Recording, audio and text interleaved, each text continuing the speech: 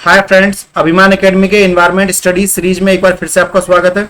और जैसा कि आप देख रहे हैं, सीटेट में पिछली बार भी और इस बार भी काफी क्वेश्चन यहां पर फंसने वाले हैं। सबसे पहले शुरुआत करते हैं आज के सेशन से। काफी इंपोर्टेंट सेशन ही होने वाला है, तो वीडियो को अंत तक जरूर देखिएगा। और जिन्होंने अभी तक चैनल सब्सक्राइब नहीं किया है वो चैनल को सब्सक्राइब करिएगा। क्वेश्चन है, जलवायु परिवर्तन पर केंद्र सरकार द्वारा जारी राष्ट्रीय कार्य योजना में किसके उत्पादन पर सर्वाधिक बल दिया गया है? देखिए, जल संरक्षण, ग्रीन इंडिया प्लान, सतत विकास या सौर ऊर्जा उत्पादन। तो गवर्नमेंट, हमेशा आपको पता होना चाहिए कि हम ऑयल जो है वो बाहर से मंगाते हैं और अपने देश में आकर रिफाइन करते हैं। काफी ज्यादा खर्चीला प्रोग्राम है। जल से चलने वाला, न्यूक्लियर प्रोग्राम से चलने वाले सभी प्रोग्राम काफी महंगे होते हैं। तो गवर्नमेंट जो यहाँ पर ध्यान देना चाह रही है वो देना चाह रही है सौर ऊर्जा उत्पादन पर। सौर ऊर्जा पर, और गवर्नमेंट चाह रही है कि हमारे टोटल खर्चे का 25% हम 2030 तक यहाँ इसको कवर कर लें। ये हमारा एक रोड मैप है। तो गवर्नमेंट 2030 तक सूर्य के ऊपर पूरी तरह से डिपेंड होना चाह रही है और ग्रीन एनर्जी पर कहीं ना कहीं गवर्नमेंट ध्यान दे रही है। अगला क्वेश्चन है, 6 मीटर गहरे तालाब में अनुक्रमण का सही क्रम क्या है? देखिए, 6 मीटर गहरा तालाब है तो सबसे पहले उसमें नीचे होंगे निम्नगन पादप, उसके ऊपर प्लावी पादप, उसके ऊपर रीढ़, उसके ऊपर शाख होंगे, उसके ऊपर झाड़ी होंगी और सबसे लास्ट में आएगा अपना वृक्ष, है ना। जब वो तालाब सूख जाएगा कभी जाकर तो उसके ऊपर वृक्ष होंगे। तो ये तरीका है। ये क्वेश्चन आजकल सीटेट में बहुत आ रहे हैं इस तरीके के। एनवायरमेंट का बहुत बेसिक क्वेश्चन पूछते हैं, वो बहुत बेस से क्वेश्चन पूछते हैं। एक पारितंत्र में क्या होता है? एक पारितंत्र में प्राथमिक उत्पादकों की संख्या प्राथमिक उपभोक्ताओं से अधिक होती है। पहला वाला ही सही है। क्यों? क्योंकि आपने देखा होगा कि पेड़ पौधे जो है वो ज्यादा हैं, उनको खाने वाले कम हैं, ठीक, या हिरन है। अब हिरन ज्यादा है, शेरों की संख्या कम है। तो जितना आप ऊपर की तरफ चलेंगे उतनी संख्या यहां पर कम होती चली जाएगी। तो आप यहां पर देख सकते हैं सबसे बड़ी बात कि एक परितंत्र में क्या है, प्राथमिक उत्पादक ज्यादा है और उपभोक्ता कम है। अच्छा, आपको यह भी पता होना चाहिए कि टोटल मास इंडेक्स का कितने % ट्रांसफर होता है? वो होता है 10%। इसका मतलब है यदि हिरन को शेर खा जाए तो हिरन की टोटल एनर्जी का 10% ही शेर के शरीर में जाएगा। तो ये इसको बोलते हैं बॉडी मास इंडक्शन ट्रांसफर जो होता है वो। अगला हमारा क्वेश्चन है, इकोसिस्टम में अजीवित घटक में क्या होता है? जो हमारा इकोसिस्टम होता है, ऊर्जा का प्रवाह, पदार्थों का चक्रण, उपभोक्ता, ऊर्जा प्रवाह, पदार्थों का चक्रण। देखिए, इकोसिस्टम में अजीवित पूछा है, जीवित नहीं पूछा। तो अजीवित घटक में पदार्थों का चक्रण होता है, जो मैटर होता है। मैटर मिक्सचर और प्योर सब्सटेंस दोनों मात्रा में पाया जाता है। हेट्रोजीनियस, होमोजेनियस एलिमेंट कंपाउंड मात्रा में ये पाए जाते हैं। तो पदार्थों का चक्रण, अगर जीवित पूछता तो ऊर्जा का प्रवाह यहां पर आंसर होता। तो आपको यह भी देखना चाहिए क्वेश्चन में पूछा क्या गया है, ठीक। तो ऐसे ऐसे करके धीरे धीरे आपको अपनी जो कैपेबिलिटी है पढ़ने की वो बढ़ानी होगी। अगला क्वेश्चन है, चने का जो पौधा है जिसको हम साइसर एरिटिनम कहते हैं वैज्ञानिक नाम के द्वारा, स्थिर की गई कुल ऊर्जा पूरे इकोसिस्टम में क्या कहलाती है? अगर मान लीजिए मटर का पौधा अपने अंदर कुछ ऊर्जा को इकट्ठा कर ले, उसको क्या कहेंगे, है ना? उसको कहेंगे प्राथमिक उत्पादन, सकल उत्पादन, द्वितीयक उत्पादन, उनमें से कोई नहीं, उसको कहेंगे सकल उत्पादन।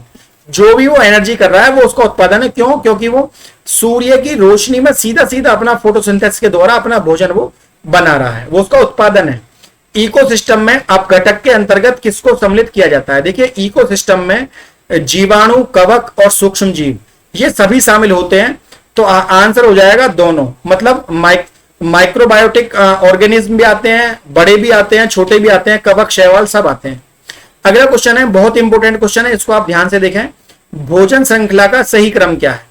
देखिए, भोजन, पत्तियों को जीवाणु खाते हैं, फिर लार्वी, फिर पक्षी, फोटोप्लैंक्टन को जूडोप्लैंक्टन, फिर मछली, फिर घास, लोमड़ी, खरगोश, इस तरीके से। देखिए, आंसर है यहां पर बी। कुछ नाम ऐसे लिखे गए हैं ताकि आप समझ ना पाए। फोटोप्लैंक्टन एक तरह की काई होती है समुद्र में जमी हुई, उस काई को छोटी मछलियां खाई जाती हैं, जो प्लैंक्टन, और उसको बड़ी मछलियां खाई जाती हैं। तो आंसर हो जाएगा यहाँ पर ये। अभी तक आपने यही देखा होगा कि चूहे को सांप खा गया और सांप को जो है वो बाज खा गया, इस तरीके से बड़े बड़े क्वेश्चन भी यहाँ पर आपने आ जाते हैं।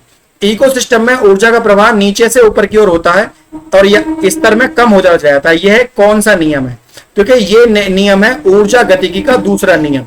क्यों? क्योंकि जैसे जैसे आप इसमें आप ऊपर की तरफ चलेंगे तो एनर्जी लेवल जो है वो कम होता चला जाएगा। देखिए, मैं आपको बता देता हूं। सपोज करिए यहां पर पेड़ पौधे हैं बहुत सारे, बहुत सारे पेड़ पौधों को खाकर कुछ हिरण बने, है ना, कुछ हिरणों में ताकत आई, उन कुछ हिरणों को खाकर क्या हुआ, कुछ हिरणों को खा लिया कुछ शेरों ने। तो शेरों की संख्या आप देख रहे हैं, जैसे जैसे यहां पर बॉडी साइज बढ़ता जा रहा है, ताकत बढ़ती जा रही है, लेकिन एनर्जी लेवल भी साथ के साथ बढ़ता जा रहा है। लेकिन नीचे की साइड चलोगे तो ये एनर्जी लेवल भी कम होता चला जाएगा। इसी को ऊर्जा गतिकी का दूसरा नियम कहते हैं। अगला है नेपेंथियस क्या होते हैं। देखिए नेपेंथियस एक तरह का कीट भक्षी पौधा होता है, जो लास्ट सेशन में मैंने आपको पढ़ाया था। तो एक तरह का प्राथमिक उत्पादक है। देखिए पौधा कोई भी हो, वो अपने आप में प्राथमिक उत्पादक ही होता है, क्योंकि वो अपना भोजन सूर्य की रोशनी में बनाता है। अगला क्वेश्चन है, एक बांस का पौधा जो एक घने जंगल में उगता है, तो उसका ट्रॉफिक स्तर क्या होगा। देखिए बांस का पौधा भी क्या है, प्राथमिक है, अपना भोजन फोटोसिंथेसिस से बनाएगा। बैम्बू ट्री तो ये प्राथमिक में आएगा। अब बात कर लेते हैं रिवीजन की, जो हमने कल पढ़ा था। तो रिवीजन शुरू करते हैं हम सबसे इंपॉर्टेंट क्वेश्चन से। क्वेश्चन ये है कि ओजोन परत को हानि पहुंचाने वाले घरेलू उपकरण इनमें से कौन सा है। तो देखिए ये है एयर कंडीशनर। ओजोन परत को मैं थोड़ा फास्ट पढ़ाऊंगा, आप ध्यान रखना। ओजोन परत को नापते हैं डॉप्सन में, और ये स्ट्रेटोस्फेयर, ट्रोपोस्फेयर, क्षोभ मंडल और समताप मंडल के बीच में ये परत पाई जाती है। अगला क्वेश्चन है, पृथ्वी पर इस समय उपस्थित जीवों की उत्तर सर्वाइवल के लिए सबसे बड़ा खतरा क्या है। देखिए वो है डिफॉरेस्टेशन, वनों को लगातार काटना बड़ा नुकसानदायक है। कोपनहेगन देश किस देश की राजधानी है। कोपनहेगन डेनमार्क की राजधानी है, डेनमार्क की।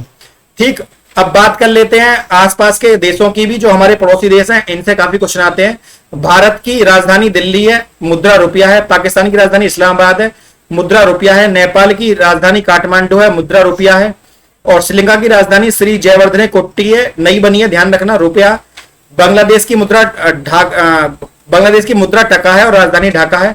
भूटान की राजधानी थिम्पू है और मुद्रा है नगुलट्रम। म्यांमार की राजधानी है न्योपियोतो क्यात और मुद्रा है क्यात। अफगानिस्तान की राजधानी है काबुल और यहां पर मुद्रा हो जाएगी अफगानी। अगला क्वेश्चन है, सूखा को नियंत्रित करने के लिए वन कैसे सहायक होते हैं। देखिए वन जो है मृदा अपरदन को रोकते हैं, और वनों के अनेक जलीय सूखा को नियंत्रित करने के लिए वन कैसे, तो वन जो है मृदा अपरदन को रोकते हैं। सबसे इंपॉर्टेंट बात है, मृदा नहीं कटेगी तो पेड़ नहीं जाएंगे, पेड़ नहीं जाएंगे तो सूखा जो है नहीं होगी। जीवों की खाद्य श्रृंखला का समुचित क्रम क्या है। देखिए घास को कीट खाएं, कीट को पक्षी खाए, पक्षी को सर्प खाए, ये सबसे उचित नियम यहां पर बना हुआ है। कौन सा मृदा में उपस्थित रहने वाला स्वतंत्र नाइट्रोजन यौगीकरण है, मतलब मिट्टी में नाइट्रोजन का कौन सा तत्व पाया जाता है। तो ये है ना, ये जो है ये आंसर है इसका, एजोटोबैक्टर। अब आपको पता होना चाहिए राइजोबियम जो पाया जाता है वो पाया जाता है दालों में, है ना। दालों में ये क्रिया होती है जिसकी वजह से दालों में भी नाइट्रोजन होता है। दालों के बाद आप कोई भी फसल लगाएं तो वो अच्छी होती है, लेकिन आपसे यहाँ स्वतंत्र नाइट्रोजन पूछा गया है तो एजोटोबैक्टर यहां पर आंसर हो जाएगा। ज्यादातर बच्चे इस क्वेश्चन का आंसर राइजोबियम लगा के आएंगे। ठीक, उम्मीद है आज का सेशन आपको अच्छा लगा होगा। यदि आज का सेशन आपको अच्छा लगा हो तो वीडियो को लाइक, शेयर और चैनल को सब्सक्राइब करना ना भूलें। आज के लिए इतना ही। जय हिंद, जय भारत।